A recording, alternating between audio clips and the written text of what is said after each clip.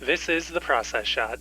I'm Michael. I'm all alone in this world, and I've seen The Love Witch, a romantic horror drama from 2016 directed by Anna Biller. It follows Elaine, the titular witch, moving to California after the mysterious death of her ex-husband, hoping to settle in and, more importantly, find a new man to take his place. Within a day or two, she finds one or two potential lovers, and with the help of her witchcraft and potions, she hopes that one might be her perfect man. Unfortunately, her potions are too strong, leading to obsession and eventually death, which further draws attention from the police and Officer Griff, who also falls for Elaine.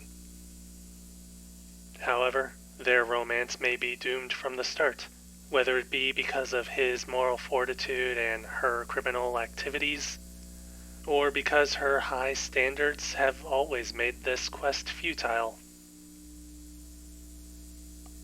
There actually isn't too much horror going on in this movie, despite the subject matter. The witchcraft is treated more as an underlying element to Elaine's actions, and overall it's seen more as a religion than as something truly supernatural. There's plenty of occult imagery and rituals, mind you, but it's relatively ambiguous if the potions are actually magic or if they're just loaded with drugs and poison. Whatever the case, there's also a lot to be said about how Elaine uses the magic, only for the purposes of finding a lover and becoming a wife.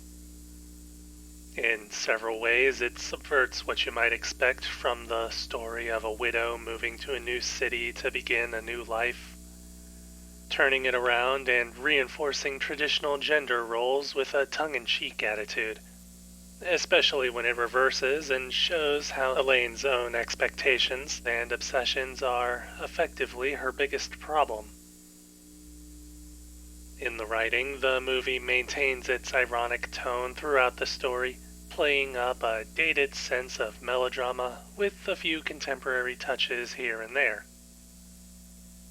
It does leave characters a bit flat, but that just adds to the comedic tone of the film, as do the exaggerated performances, with the simplicity of these characters and their superficial changes making these events come through with a sense of campiness.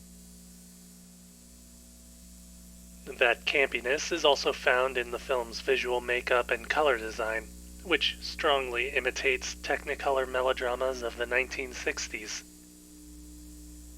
Everything is nice and saturated, coming through strongly and dynamically, with an excellent attention to lighting that draws attention towards certain elements, or to more fully set the mood of a scene, oftentimes both at once. Cinematography is especially helpful in showing this off, being sure to frame as much extra detail as possible without losing sight of the main subjects. The film's music also lays into the melodrama of scenes, adding another layer to the irony, or perhaps tribute. Much like The Hypnotist, the other film from Anna Biller that I've seen in the past, this movie is much in alignment with that film's aesthetic tribute to melodrama of the 40s or 50s. Again, this movie falls in line with the genre homage as well, and I'd say that it pulls it off pretty well, but I haven't seen enough of these Technicolor romantic dramas to really know for sure. I will say that whatever the case, the movie still works well on its own, with a balance between campiness and homage while still touching upon themes of gender roles within the story. Then again, the movie isn't so much about exploring those themes, but skewering them, ultimately coming out as a great mix between satire and drama.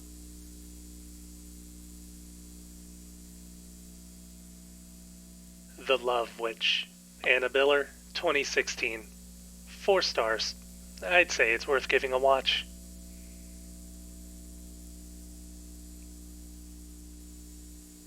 That's it for me. If you liked this review, leave a like. If you didn't, leave a comment. Subscribe to the channel for more reviews. It's kind of hard to talk about this movie because of how superficial much of its story ends up being. Then again, superficiality is partially the point of the story. Then again, maybe it's not, and I'm missing the point. I'll figure it out later.